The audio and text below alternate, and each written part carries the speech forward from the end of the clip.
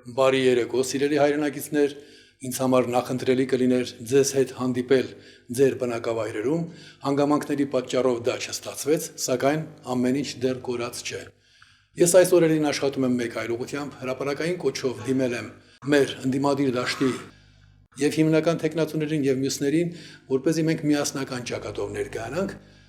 մեր ամենաստույգ հաշվարկները ցույց են տվել, որ մեր համախմբման դեպքում մեր միասնական վարկանիշը կլինի 70% հենց առաջին վայրկյանին, բայց մի փոքր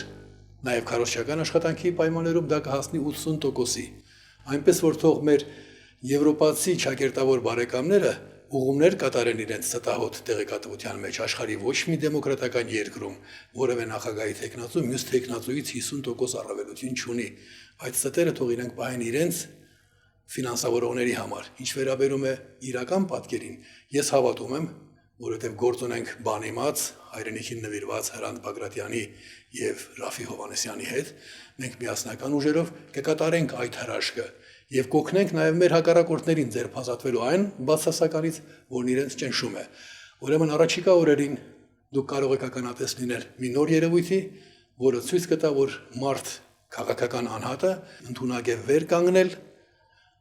եւ գերագույն համարել ժողովրդի ընդհանրական շահը։ Ես ունեմ նաև պահեստային հնարավորություն երկարաձգելու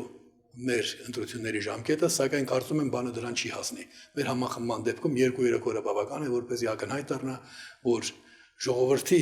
իրական համակրանքը վայելող եւ նորացում մեր քաղաքական կյանքում թարմություններ պահանջող ընտրազանգվածը տեսնում է իր երազների իրականացում այս նոր միասնության մեջ։ Այն ժողովուրդն է արժանանում ամենակարողի աջակցությանը, ով վեր է կանգնում առօրեական խնդիրներից, ապավինում է ճշմարտության եւ ծառայում է ճշմարտությանը։